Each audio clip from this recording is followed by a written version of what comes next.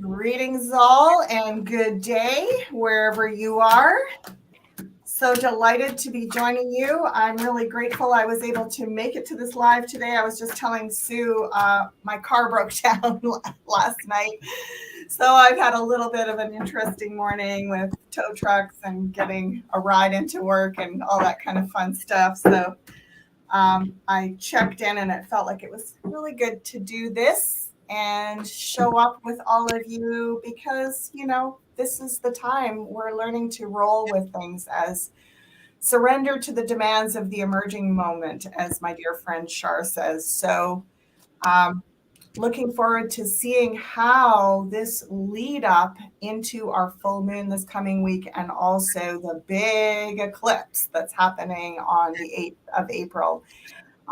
It feels again like these activation portals or precipices that we are literally being transformed through as we navigate, each of us with our unique individual challenges and also our collective evolutionary growth. So welcome everyone and welcome Sue. So delighted to be sharing with you. Yes, you as well. This always makes my day. Me too. And it was a bit for me to get here too. So we had a snowstorm. Wow. And so yeah, we got pretty icy roads. So as it goes, and like scraping the windshield in the morning and all of that. So yeah. Like, so I always wonder, like, when are they going to take the controls away from these people? The weather controllers, and like, and then I wonder, like, do the weatherman and the weather controllers actually talk? Like, are they in it together, or what's going on? And a lot of people are concerned about the lack of moisture, so I think we're happy just to get some anyways, no matter which form it comes in. Mm-hmm. Well, we've talked about the whole weather game before. Yes. Again, I'm getting the clear perspective that there's always two sides with any of these pieces in terms of, on the one hand, everything that's happening, as you say, the controllers, the manipulators, the power dominant model, as it's in its sort of death throes, becomes more and more toxic and more grabbing and intensely trying to dominate and control. And there's that question of like, are you kidding? How do we handle this? And it's interesting because my daughter and I yesterday, we had actually a double whammy. We had an issue with our storage unit that is actually apparently been infested with rodents all winter that we didn't know about and just found out yesterday and then left there. And we're literally driving on the highway home and the car broke down. So do you all relate? Yes, I'm telling you what, Aries season I got here, eclipse season and Mercury in retrograde. Right. All in the same, good. So this is what I'm speaking of is something we're all familiar with. And what I call it is chaotic nodes. Now, interesting, when our car died and we pulled over the side, literally in the tree, right where we pulled over is a giant eagle that swooped right over us. So we're, thank goodness. We just kept saying, wow, thank goodness that we are as aware and as noticing the time, right? It's like if we go back into, so we just really tuned in last night and this morning and we're like, these are invitations to not go back into their responses that are about fear, about being like, I love it. Yep. When it comes back around again, the universe, I believe, is looking for a different response this time. It's like, oh, you got a different response, and now we can shift this. But every time I'm like, why me? This is still happening again and again and again for years on end, right? And you're like, right, looking for a different response. Literally so comical because we had our different responses with the rodent thing. I'm telling you, it wasn't even 10 minutes later that the car thing happened. So it was literally like, I had my freak out and then I calmed down and then my daughter had her freak out and she hadn't calmed down yet. And then the car went and So in a way, we were almost laughing because we were like, you got to be kidding. And then the eagle is, okay, this is so obvious. This is breaking through a pattern. And what we were noticing is in the old version, there's a lot of focus on, oh, we shouldn't have done this. And we made a mistake. And this should have done. And who didn't think to do this? And poor us, you know, like those narratives. Were literally, you could just see them rolling in like thunder, like a big storm of like blame and shame and guilt. And like, it's just right. Because that's what we do when things go awry. Yep. And what I was just sort of riding above that barely. And I kept saying, yeah, but we have this, we have this, we have this, we have this, we have this. Like what I was noticing is all the ways, like ironically, even one of my dear friends is showing up today to visit for 2 days and is going to be able to drive us around. Like we've been living out there always. It's so perfect. And right when we need it with the car is there. So it's this kind of thing is exactly what I'm talking about with the weather. And letting go of control a little bit and uncertainty and all of that. So it was so interesting because after the live last week, we were chatting and I'm like, oh my God, Ashella, there's a coyote walking right across in the path in the backyard. Yes. And she's like, yeah, we were just talking about like, you know, between wisdom and folly and playfulness and all of that. And so she's like, he's coming from the future. And so the next day, no word of a lie, twice. I don't know if it's the same coyote or two coyotes or what, but yeah, as I'm doing dishes, I'm looking on the back and then there's like, yeah, there were coyotes. And then the day after that, there was one kind of like, chasing his tail. What he was doing. So, and you know, interesting. That's an interesting analogy too, right? Because I feel like we've got trickster energy. Coyote is trickster. We've got kind of medicine. Like, so what I see is the controllers, the dark force, the artificial reality inversion stuff. Yep. Is a type of parasite. It's a type of parasitic energy that feeds on something that needs to be deconstructed. So it feeds on waste, right? They always say if you want to rid your body of parasites, and interesting, I'm thinking about the storage locker, right? It's like, okay, I thought I had gotten rid of a lot of stuff, but clearly there's a different kind of purging, and maybe I'm going to be just doing things differently and releasing some of those physical items that still hold energy from the previous version of me. Far out. That's so interesting because I'm actually doing maybe too much information, but I'm doing a parasite cleanse right now because I was in Central America, right? Yes. And so I'm kind of thinking like, you know, lack of boundaries and what I'm letting in. And then if people or things we're letting things feed off of us. Yeah. Right. So maybe that's just a lesson in pushing back and setting parameters. Well, pushing back, pushing through is what I'm getting, and letting go of the, like, spirit knows better than we do what we need to clear and purge. Bodies know better than we do how we need to clear and purge. And poison is a homeopathic remedy. A small dose of poison can actually clear the old sickness or waste material or whatever. So this is, to me, it's about, and you know, standing in that precipice or in between point of could go really down the woe is me trajectory, just like we can with what's going on in the world. Right. Or I could be saying, wow, like, look how I've created this to support myself, this to support myself, this to make it easier, this to segue, the eagle to show me it's all in divine order. Like, wow. I mean, this is nothing short of a miracle, the way things line up. I mean, okay, so something. It's like a, you know, it's like a comedy, some tragedy or something. Yeah, comedy of errors. Yeah. I was working with a lady. She's like, your life is like a comedy of errors.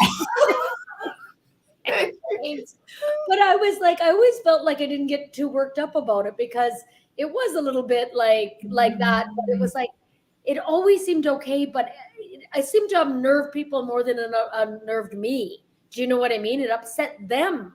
Mm-hmm. You know what I Yes. mean? It was like, well, why are you upset my bank card's missing again? Like, oh, that's okay. You just do this, this, and this, and you know. So that's interesting how that That is also interesting. It's very interesting to see how other people, and it's almost like, we're sort of in this place where we are regularly and continually integrating and allowing these things to sort of heal and transform us. But there's still people in the outer world that are like, why aren't you upset? Like, right. if it was me, Yes. like such a bad mood, and that would just spoil my day. And I'm Yeah. like, well, Yes. Yes. I definitely go there. Yeah. I think like the cashier's like, are you having a bad day? I'm like, no. It's like, but her perspective must be like, Well, oh, and that's it, right? Perspective. nice. Getting a higher perspective. Okay, so Garden Hose says, are we talking about spiritual parasites? Would MMS work? LOL. Yeah. Right? Yeah. So Okay. I have some questions. I don't see any questions coming up, but I do have a question. I'm just going to lay out, because we've been talking about this the whole Okay. Yeah. Please. energy, and we started with the weather, the manipulation. And again, like I'm saying, there's something about those forces, even the weather modification manipulated forces, are doing something that has a much, much higher evolutionary purpose, even though it appears really destructive, and it is really destructive to an old system that's dying anyway. Right. And I guess the question then is, when we're cleansing spiritually, metaphysically, and physically, does the purging, clearing take the whole system down and we don't survive it? Or is there a way we can continue to build the strength of the system to manage the long-term healing crisis that needs to happen to change what's going on this planet? We need long-term healing crisis. Yeah, when you start doing a cleanse and you feel like you got the flu and you got this healing crisis, right? Yeah. The body's breaking down, your head's foggy. All of that, right? So let's have a look here at what's coming through from Spirit. 2 7s so far. And you know what? I can't even tell you how many times this last 2 weeks, every reading I've done for myself, others, my clients, we are all showing up as the Emperor. I'm going to talk about that for a sec here. Okay, so 7 of Pentacles in the past, 4 of Cups. Because I'm thinking boundaries. Are you thinking boundaries with the Emperor? Well, also, like, the Emperor is the number 4. It's the most kind of authoritative, dominant power. It's the most power dominant. Okay. I want to say the Devil is more power manipulative. Yep. But the Emperor card is just dominance. It's just about dominance, control, authority, the patriarchy, power. But it also has a beneficial side, which is structure, order, stability, protection. So we are going through this as individuals and as a collective, dealing with the power dominance inside. So the part of us, and my daughter and I have been laughing about it. It's like, oh yeah, as soon as we get stuck in some kind of rigidity and trying to control everything, Spirit comes along and just gives us a, I want to call it a nudge, right? These aren't. I call it a backhand sometimes, because that's how it feels like. Yeah. Yeah. So when we're trying to manipulate and control something, instead of just kind of surrender to the moment, stay calm, respond, not react. Right. And so we're going to create these things continually as we emerge as more sovereign, whole, heart-centered, 6 of Cups in the potential future. So we're at the 4 of Cups right now. We're still a little bit like, I don't know, I'll believe it when I see it, right? This guy, he's got his arms crossed. The Spirit is handing him this opportunity or like fulfillment of the 6 of Cups. Yeah. He's like, yeah, I've heard it before. Yeah. Mm-hmm. And so it's like we're literally breaking out of our own self-imposed shackles. And we were laughing about that last night as best we could. We were like, oh, just when we got angry about the other thing, it's like, which is really, it's all about limited perspective. We have the resources to like upgrade to a different storage locker and move the stuff and like get rid of some stuff, and it's probably good for us and all of those things, right? But when you go into that, these are all the reasons why I feel entitled that it should be better than this. This is not okay that this is happening to me. When right, kind of the victim mindset that, and perhaps we're purging a lot of that right now, is this victim mindset. Yes. Yeah, look what's happening to me, and poor me, this is so difficult, And it's like we can't focus on the things that are really good about it and the things that are actually inviting us to transform and grow and evolve if we're focused on the ways that it's disempowering us and that we're trying to gain dominance and power control. So the emperor on this side, that's us right now. And the answer is, we asked about this parasitical energy and what's happening. 7 of Swords, it's a learning to deal with the parasite within. And I'm not talking about the parasites in our physical bodies that are, potentially having a detrimental effect on us. I'm talking about the parasitic psychology and metaphysical attitude that we inherited on this planet. The part of us that is linked to those controller systems that we feel so, exploited and manipulated. Disempowered and all of that, right?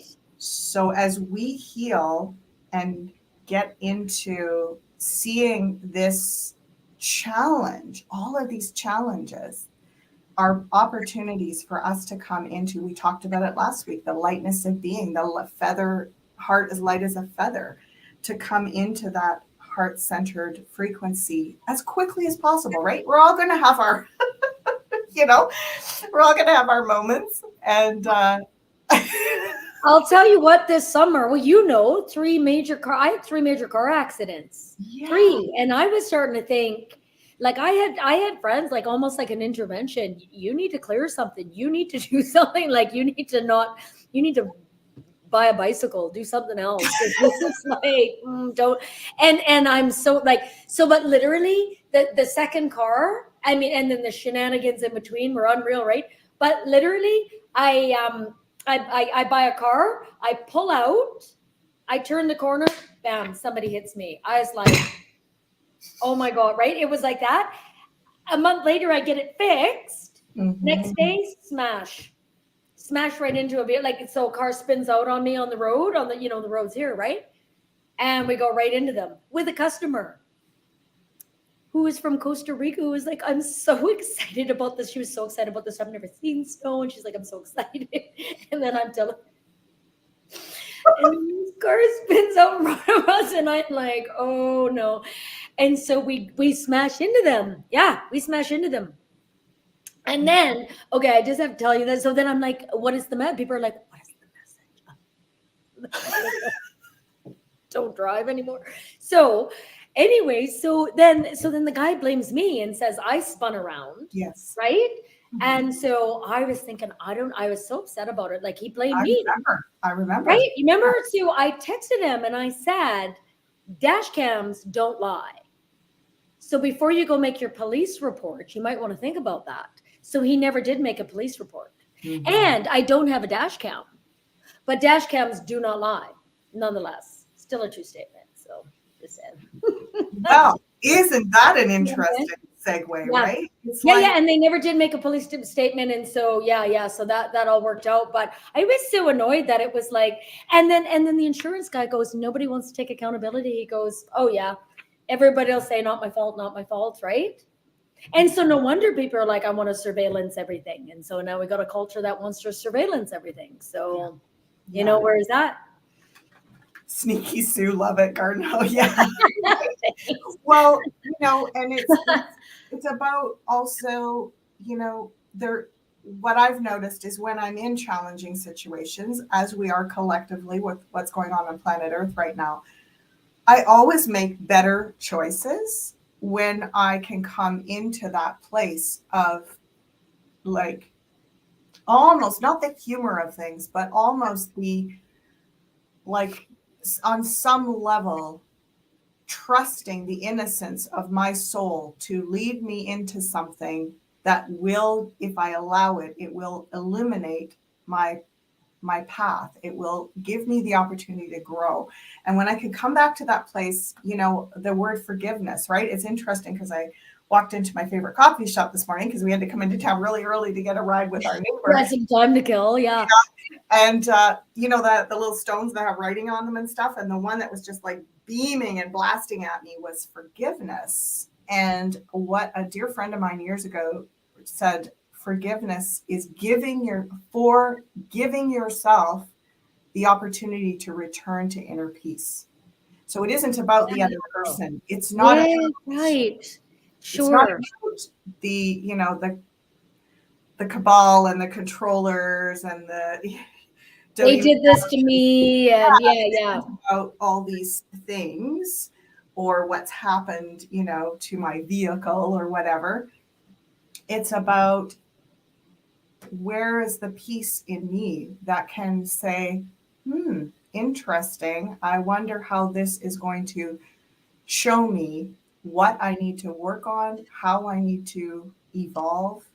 Like you, it was like Sue gets to see that she has this incredible ability to think on her feet and go make a true statement and make it like clearly this person isn't going to challenge you when they even have the possibility that there's a dash cam. So we have all of these resources. This is that wise creative mind of yours, Sue, is one of your superpowers.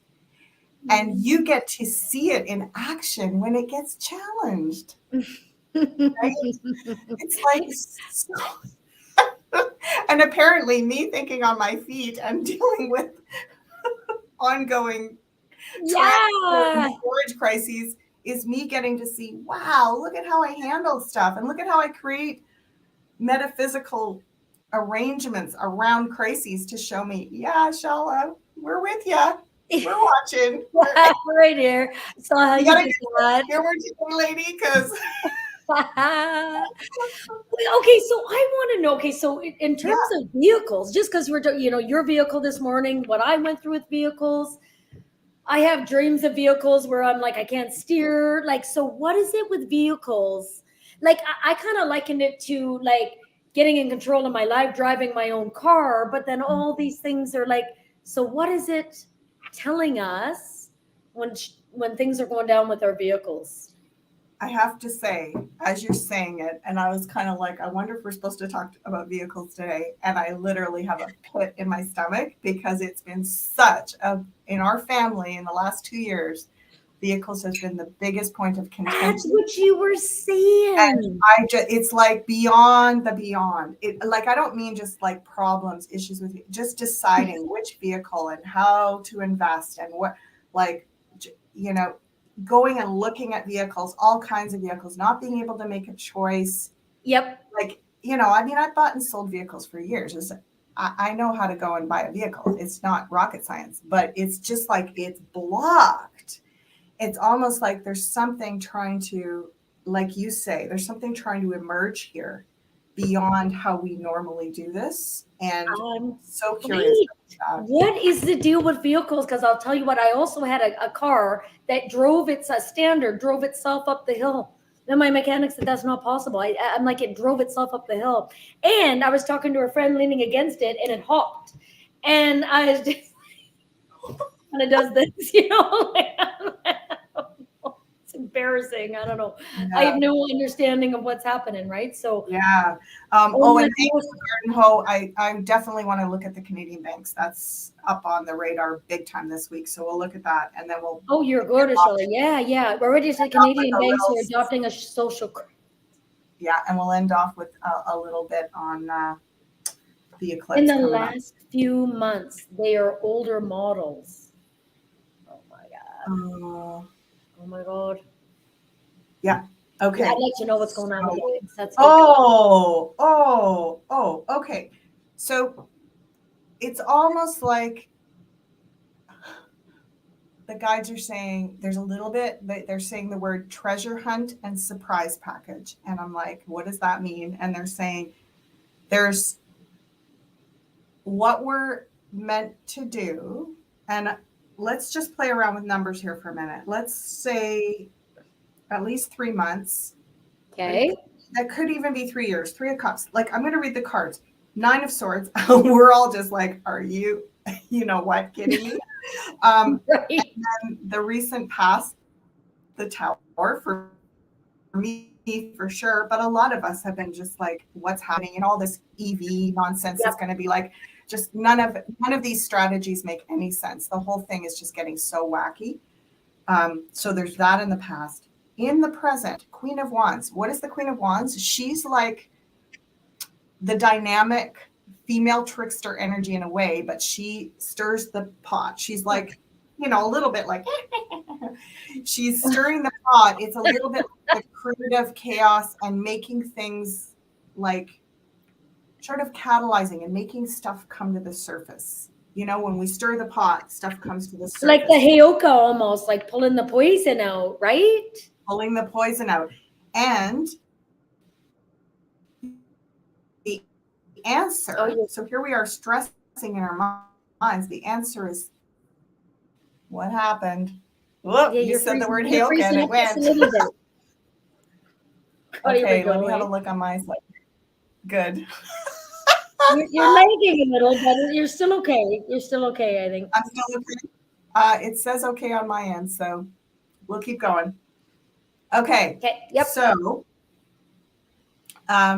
we stay in the playfulness of this because there's a surprise package. There's a treasure hunt. Something is emerging that this is not going to stop at just an alternate model of vehicle or an alternate way. Like, it's the transportation and the way we work with transportation and vehicles is going to change so much. I'm getting in the next, the 17, the star. So within a decade or two, it's going to look so different. We wouldn't even recognize it right now. And that's not based on, it's not based on AI. This feels very natural. So it doesn't mean that we don't have any technology involved in this transitional phase, but we're moving beyond that somehow. So I don't know what this is about, if we're going to be learning how to bilocate or what's happening, but you know, there's something we're supposed to just roll with it and not get too fixated.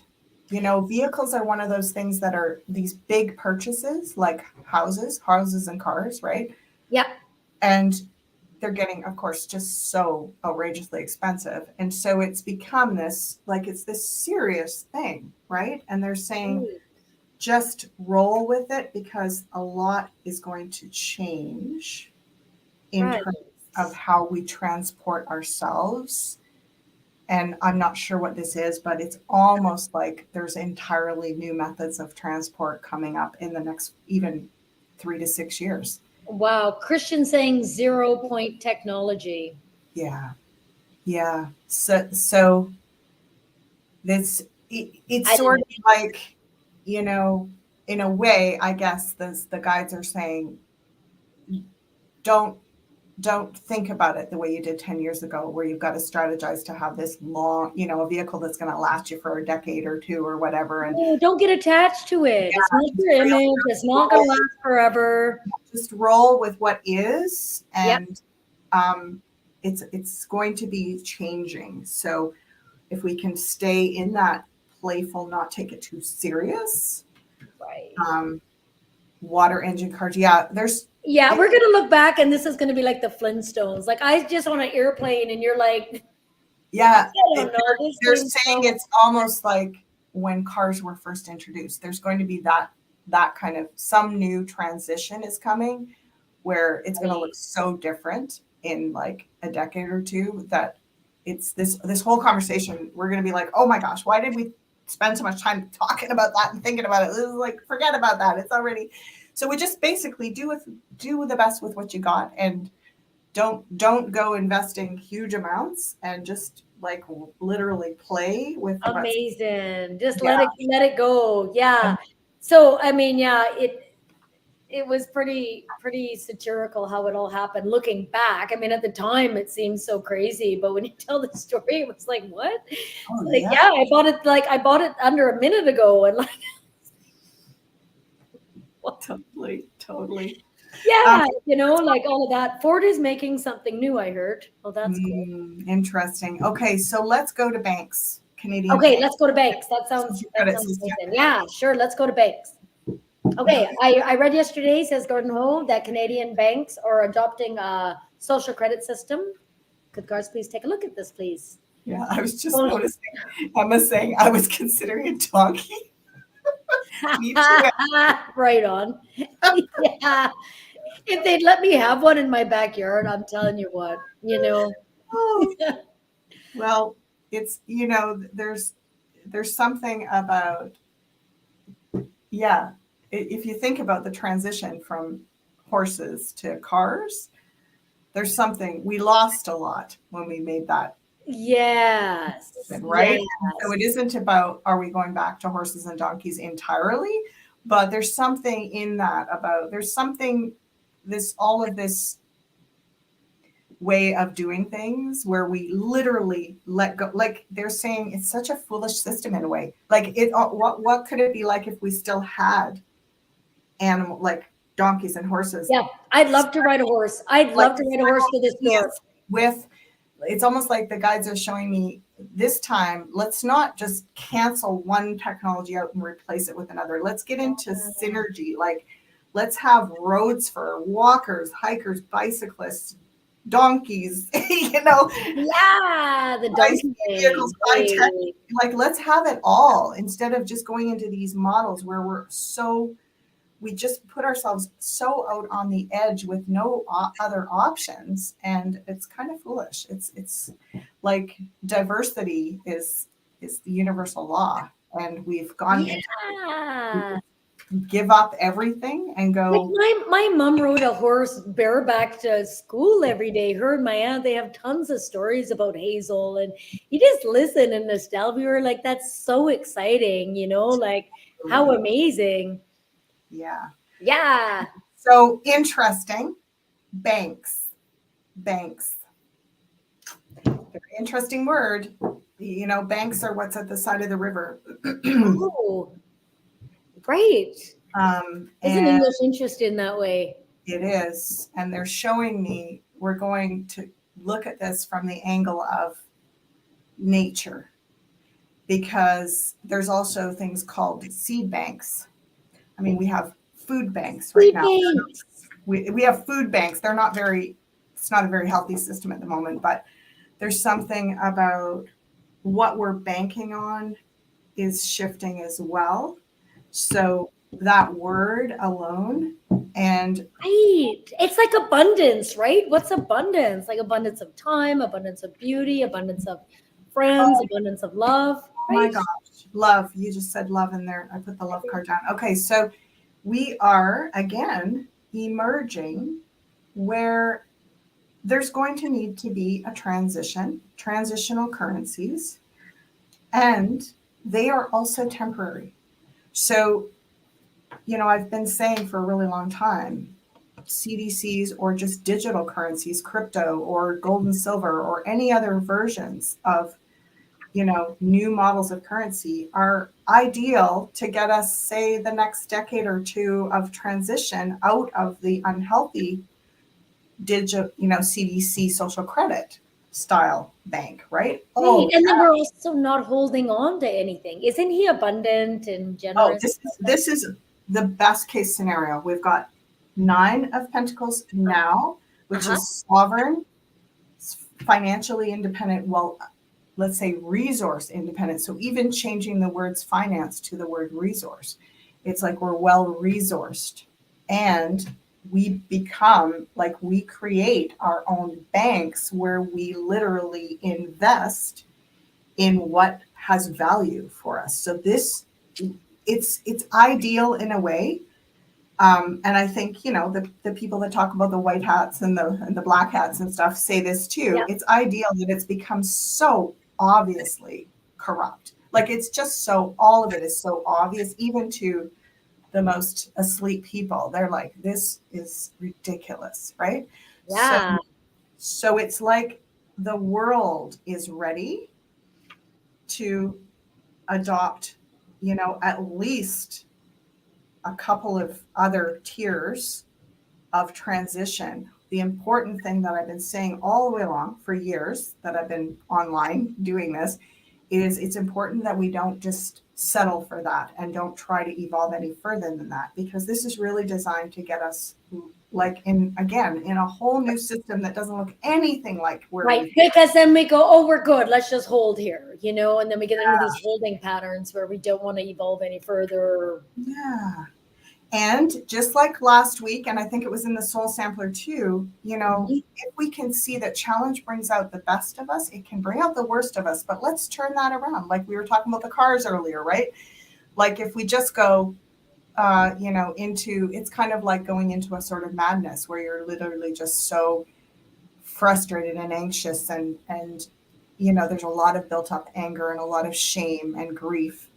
Well, if we work to heal that, it gives us the opportunity to use these transitions and this obvious shift in clearly we're not going to be banking with the major banks in the next 3 to 5 years. That's obvious. So how do we start to transition away? How do we start to, but without, it's sort of like doing the splits between the boat and the dock, right? You don't want to. Yeah. And that's why it's important not to rush it. If we try to rush that everything's going to hurry up and go to a new system, we still need, if we're going to build a new system that isn't just a repeat of the old one, we still need some time to get that system going strong enough that it can support us to step away from the dock. Well, I kind of think so if they close my bank, do they take my debt away too? Or what happens? Oh, okay, we're gonna account. That sucks. I don't know what to say, but is that what I've heard about this, and I've been seeing, we talked about this 25 years ago when I first got into alternative everything, awake stuff. And the message was that it's basically about the more dependent you are on the system. And that means your car, your house, your land, your business, your everything. Yeah, we are all locked in. We've got mortgages, we've got car payments, we've got debt, we've got, bank accounts and RRSPs and, everything retirement savings and pension plans and everything. And it's we don't have to pull the plug overnight, but start imagining how you can shift a lot of those things. How can you get creative? So many people with, for example, mortgages and homes and land, people are thinking differently. So many of my clients are working together to say, okay, let's get out of this horrible mortgage rut that we're in, and let's 2 or 3 siblings get together, buy a larger piece, sell their homes, and maybe you don't get along with your siblings. Maybe it's a friend that you do that with. Maybe it's designed around a business that you're setting up, that you're going to build together and live there and work on that. The more ways that we can think outside of the box that they're trying to squeeze us into. And while we have freedom to make a lot of choices with where we put our money and how we strategize. So it's like the parasite cleaning up the things that the guides are saying, if we didn't have this yucky, kind of claws coming at us, CDC, social credit, we'd probably just kind of go on oh, well, this is okay, good enough. I've got a big mortgage rate and I've got this and that, but I can get by, I can handle it. This is forcing us. It's forcing us to just once and for all start to dismantle that. Yes. without it being mass chaos and people going into fear and all of that, right? Am I saying that Ethiopia has been very independent for a long time? And so it's interesting in El Salvador, their second currency is Bitcoin. So it's official.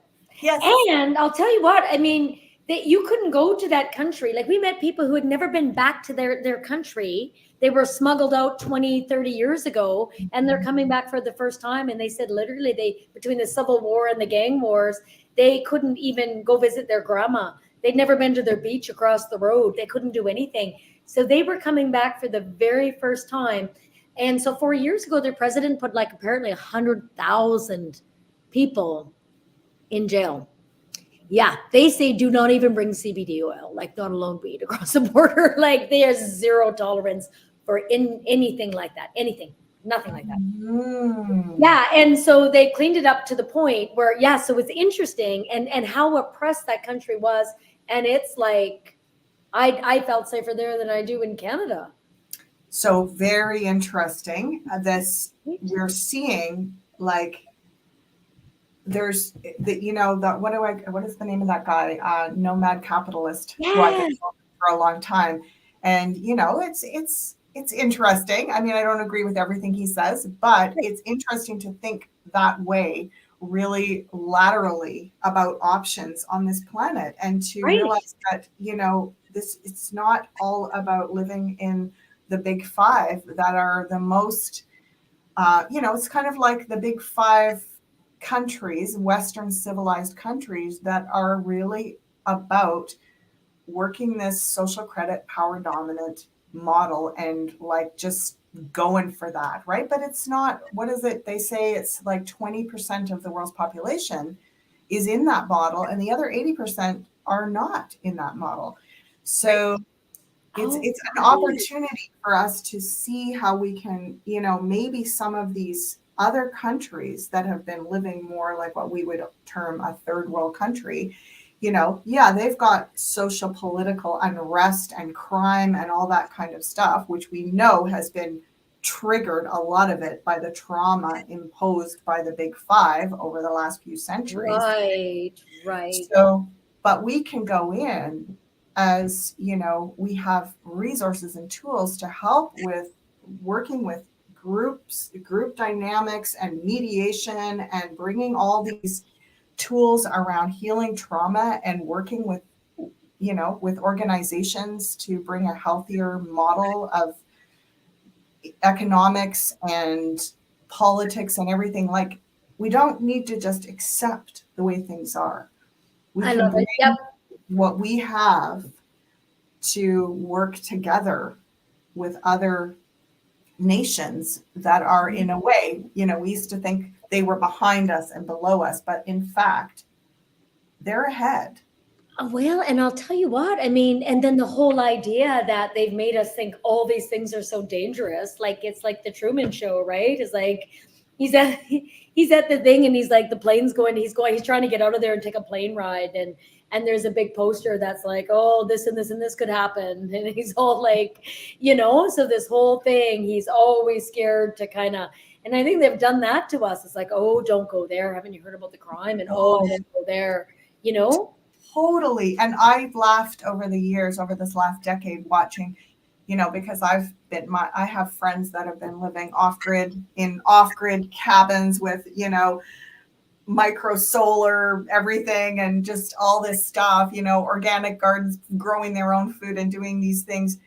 And it's great. I mean, they're fine. It's not everybody's cup of tea at this juncture, but it's totally doable. It's not some kind of weird, like obscure thing that only a few Yeah, like the homeschoolers were like that. Oh, those kids won't be socialized and all these, like all the. So then they bring out all these movies to make the people doing that look like, oh, I mean, it's so dangerous. Luddites and animals and crazy and everybody's. It's like, I was just like, oh, yeah. Socially awkward kids and they're never, all of that, right? Totally. So Lisa's asking, what is the future for homeowners, car insurance? What will replace it? And then Ricky's saying, I downsized my life, emptied my house, purchased an RV to travel, and it's free to get rid of crap I never used. Amen. Because it's an extension of us. I look at like that too, right? Like our surroundings and our things. It's an extension of who we are, you know? Okay, so Homeowners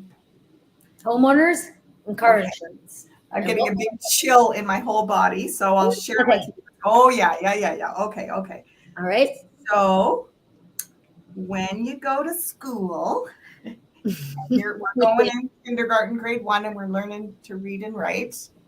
If we were Yes. to, let's say we're just learning basic math, and Yeah. then if we were to go into a university first year calculus exam and sit down and look at the paper, we'd probably just run squealing to our mummies and be like, I never want to go to school again. I can't do it. I don't even, how am I ever Yeah. going to do it? So Some of us terrifying. did that anyways without the calculus. Yes. Right? I Yes. still got that way about math and calculus. Yeah. Shut It's down around math and algebra, right? like, that's what they're saying. They're saying, it's like I literally am hearing collective guides saying, my dears, we just deal with what we got going on right now because it's so complicated. In a way, it's so simple. And in another way, we are not ready for how simple it is. It is like, it's university level. What you're talking about, yeah, we're going to go through a lot of stages of unplugging before there's clear answers to how that transitions. It would be like pulling the rug from under our feet because there's so many people, you know, that want, I would think, the structure. It's like, give me the rules, give me the rules. Just tell me what the rules are so I can follow and them. if we get too anxious to just have that, I know it's hard. I know it's hard. Right. However, it's only hard if we think there's only going to be one solution. There's going to be a myriad of solutions. We are coming out of where there's only one way to do things. That paradigm is dying, crashing. And one place to be, right? Like you were just speaking of, like it's almost like he talks about, like, capitalist, nomad capitalist talks about, well, what are your values? What do you want to see? What works for you? And This everyone's going to right. have a different answer. Yeah. So I have to say, Lisa, I love your question. Thank you so much. And we will keep asking that year in and year out. This is not about, let's just stick our head in the sand and not look for a solution. What they're showing me, 5 of Swords in the answer, and the Moon right now, and the Hermit in the potential near future, we're not ready to, like, there's a lot that has to happen internally before we're even going to be able to grasp and grab those alternatives. So we will need to stay in the unknown to some degree, roll with it as it unrolls, but keep asking that question. Lisa, just come back a month from now and ask it again. And that, like, this is not about, that is not an appropriate question. What it is we got some inner work to do before. I actually say this to my kids a lot, and they've listened to me spouting, waxing poetic, philosophical for decades.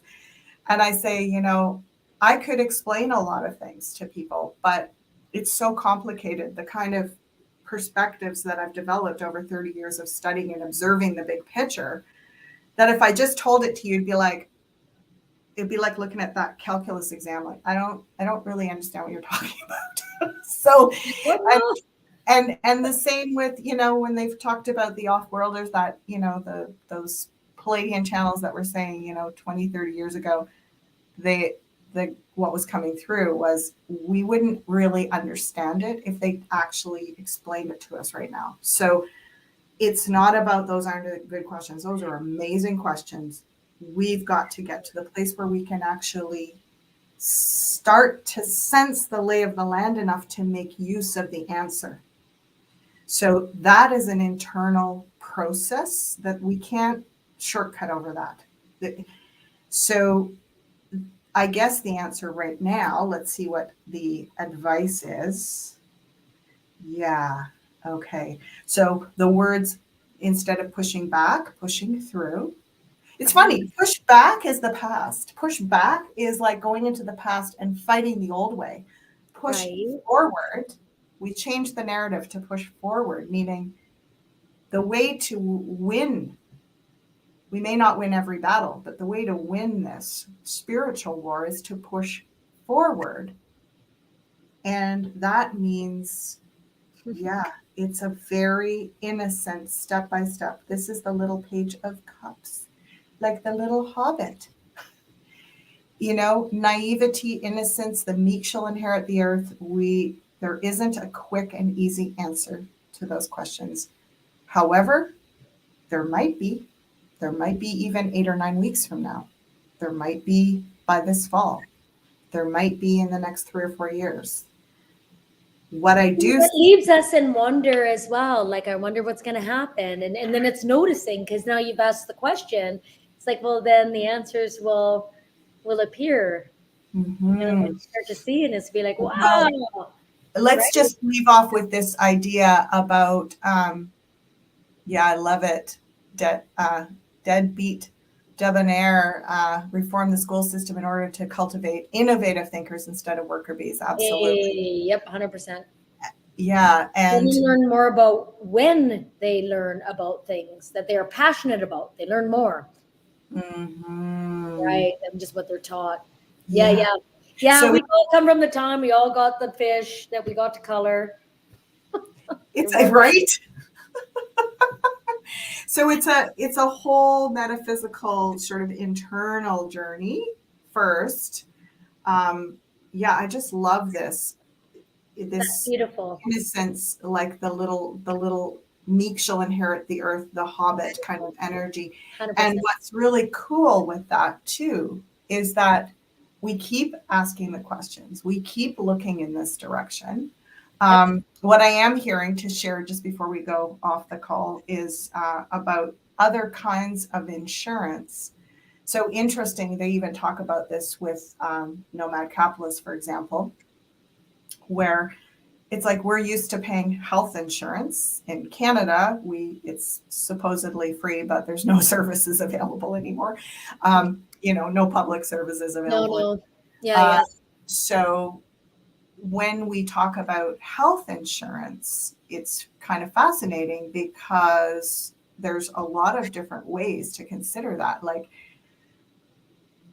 what if we have access to really good quality treatments, diagnostic testing, and regular, like where we do healthy diagnostic testing and work with preventative medicine and work with, naturopaths and alternative healers and create a whole new system of health where there's all these different tiers of, we don't just need to be overly medicated and overly corrected through a broken system, that we actually, the insurance, part of the insurance is that we create a system where there's less illness to begin with. Well, the insurance is within.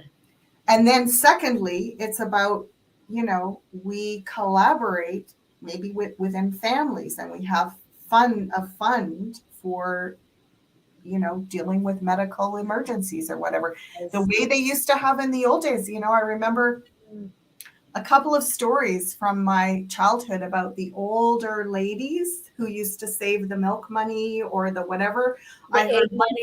Egg money. And I heard one story where this woman had saved the egg money for like 30 years or something. Her husband didn't even know.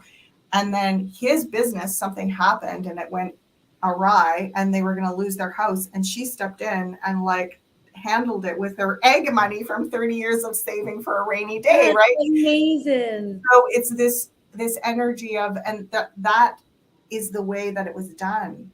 We thought about things differently. We thought about having like, a community, a small community would literally have a nurse and a doctor and a vet and a dentist, and they would like look after them. Like everybody would be like, oh yeah, we're going to make sure they've got food and they've got this and that, and we're going to pay them. But if we can't, for some reason, there's this kind of collective support.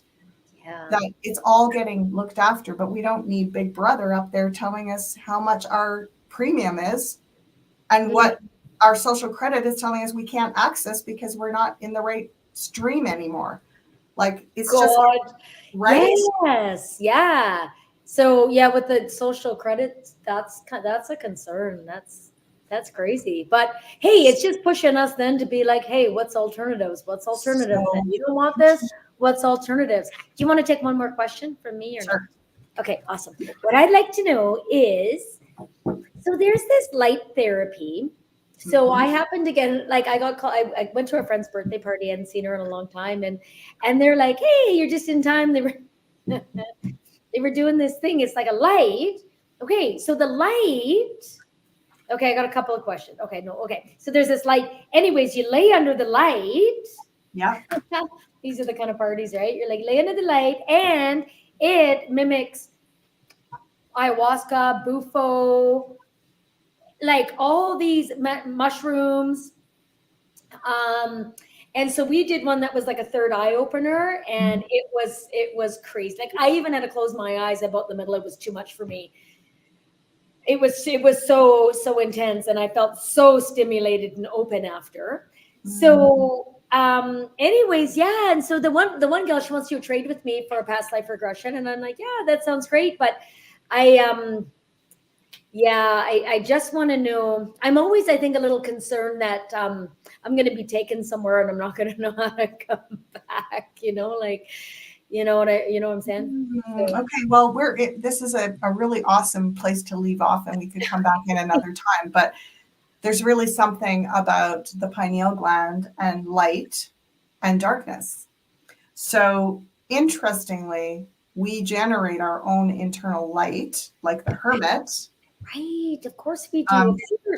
And when we go into darkness for, I think it's over 12 hours or 24 hours or something, complete darkness, our pineal gland opens and our naturally produced DMT begins to release and take us into a journey.